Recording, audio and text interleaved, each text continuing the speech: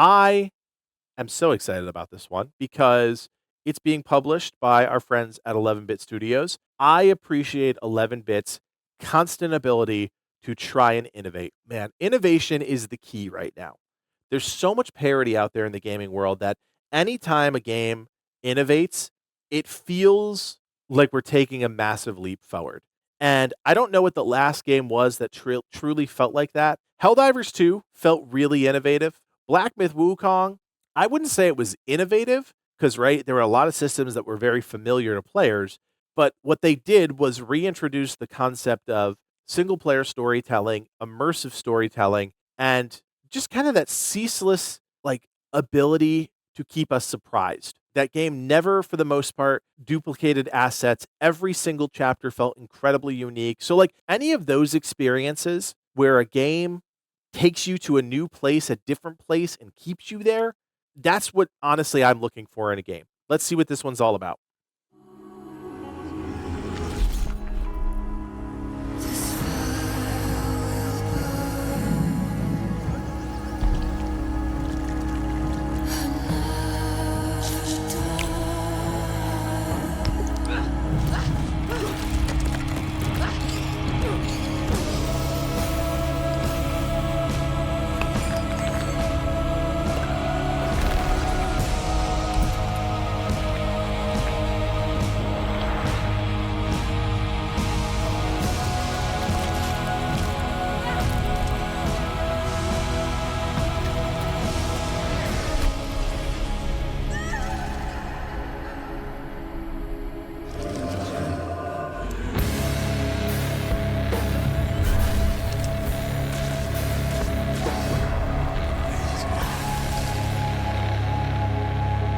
I don't know, man. That looks pretty dang good. That looks pretty dang good.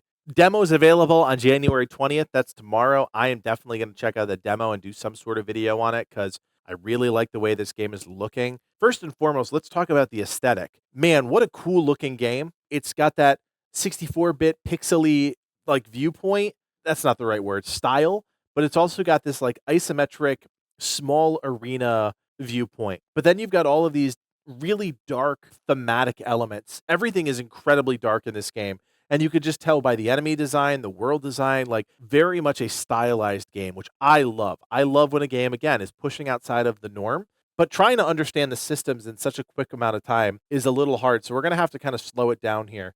So let's see. We get into our first fight. We've got our cards on the bottom, and then those cards are directly influencing this character's ability. I don't think that we saw any instances where the abilities were affecting other characters, right? So what I'm saying is, like, I think it's just our main character fighting all of these crazy horrors in the woods here. So I'm trying to see, like, if I'm looking at everything. So there's some sort of currency in the top left or resource, right? Rabbit attack costs 2, block of wood costs 2, furious strike costs 4, flight power costs 1, I think, and then it's 4 damage to all enemies in one direction. 3 range, I think that is, and then discard 2 random. So that's really interesting. So let's see. She uses it, does the attack, and then we go right to the next one. Shattering Ground. 5 damage to all enemies in 2 directions, right? So forwards and backwards. You can see that kind of on the red chart here. Or the red, yeah, there you go. See the red like line that kind of permeates through? I like this. I do really like this. Very cool. Because it's more puzzle game than an action game. If you've ever played a game like this, Clear the Breach, perfect example. It's a puzzle game and almost like a chess match, right? You're trying to think about how do you sequence your abilities to deal with the threat at hand. And if you've never played a small style game like this, I recommend checking out this demo because like what I'm seeing is really cool stuff. Triple Strike, 3 times 2x damage. Cool, totally get that. No idea what this means. That's a weird symbol. I have no idea what that means. And then let's see here. Bunch of cards here. Yeah, I mean, not bad. Like, I don't know what Flige and what this symbol +2 is, +1.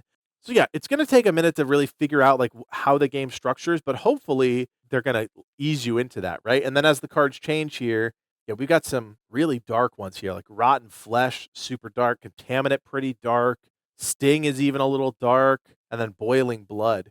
But we have to figure out what all these things mean. Ignore something, exhaust.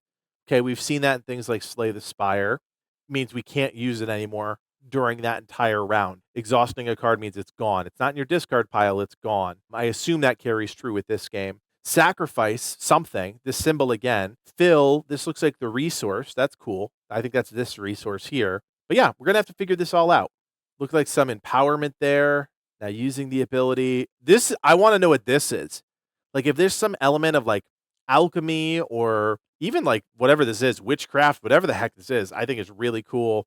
And then we've got some of the roguelike elements with the power of damage, overwhelm, 3 different tiers of that, fill up by playing cards. I think this is definitely part of the roguelike element of it. And then we've got the more thematic stuff, super dark, super gritty, crazy lung thing, dying whale, and then that's the game. This is called Death Howl, for those of you who are joining us late. No idea what this is, but this looks like a giant mushroom boss, which I thought was really cool. Very similar to Clear the Breach, where you get to choose your starting position to be most strategic, which I think is really fun too. Death Howl, the demo, is going to be available on January 20th. I will be checking it out. I can commit to you now. I'm going to do some sort of video on this because it's definitely a game that has piqued my interest, and there's not a whole lot going on right now as we get ready for kind of the wave of games coming in February. So perfect time to play a demo.